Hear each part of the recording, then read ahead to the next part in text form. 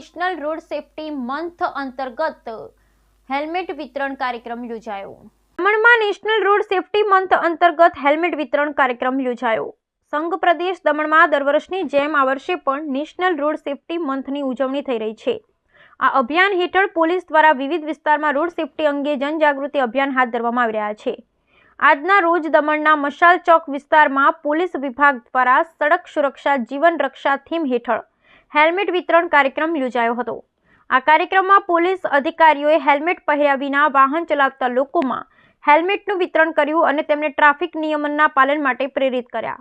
આ પ્રસંગે દમણના એસપી કેતન બંસલે જણાવ્યું કે ભારતમાં દર વર્ષે 1.5 લાખથી વધુ લોકો માર્ગ અકસ્માતમાં જીવ ગુમાવે છે, જેમાંથી મોટા ભાગના દ્વિચક્રી વાહન ચાલકો હોય છે. તેમનું વધુમાં કહેવું હતું કે જાનનું જોખમ ટાળવા 2 વ્હીલર ચાલકો માટે હેલ્મેટ પહેરવું આવશ્યક છે. તેમણે પુરવાર કર્યું, હેલ્મેટ સ્ટાન્ડર્ડ ક્વોલિટીનું હોવું જોઈએ જેથી જીવલેણ અકસ્માતોથી બચી શકાય. પોલીસના ઉચ્ચ અધિકારીઓએ પણ લોકોમાં ટ્રાફિક નિયમનના મહત્વ વિશે માહિતી આપી અને અપીલ કરી કે જ્યારે પણ ઘરેથી નીકળો ત્યારે હેલ્મેટ પહેરીને જ વાહન ચલાવો. આ કાર્યક્રમના માધ્યમથી દમણ પોલીસ વિભાગે માર્ગ સલામતી માટે સકારાત્મક સંદેશ ફેલાવવાનો પ્રયાસ કર્યો છે. तो जनवरी का मंथ रहता है वो नेशनल रोड सेफ्टी मंथ के नाम से पूरे देश भर में मनाया जाता है, तो उसको दमन पुलिस ही बना रही है. तो जो जैसे कि आप लोगों को मालूम होगा, जो रोड एक्सीडेंट्स की वजह से जो डेथ्स होती हैं वो पूरे जो एक मेजर कोज ऑफ डेथ है अपने देश में. 1.5 लाख से ज्यादा डेथ सिर्फ रोड एक्सीडेंट्स की वजह से होती है. आधे से ज्यादा जो है वो 2 व्हीलर्स की होती है.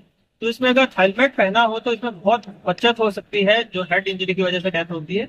तो हमारा भी मकसद यही है कि सब लोग जो 2 व्हीलर्स हैं वो प्रॉपर जो हेलमेट है वो पहन के ही बाहर निकलें. और जो हेलमेट है उसकी जो यही स्टैंडर्ड्स है क्वालिटी वाला होना चाहिए और प्रॉपर उसको टाइप होना चाहिए. तो उसी मकसद से आज हमने जिन लोगों के पास हेलमेट नहीं था उनको हमने जागरूक करने की कोशिश करी है और उनको दमन पुलिस की तरफ से हमने हेलमेट भी दिया है. और हम आपके माध्यम से लोगों को यही आग्रह करेंगे कि सब ट्रैफिक रूल्स को बिल्कुल फॉलो करें. जो 2 व्हीलर है बिल्कुल अपना वो हेलमेट पहन के ही निकलें.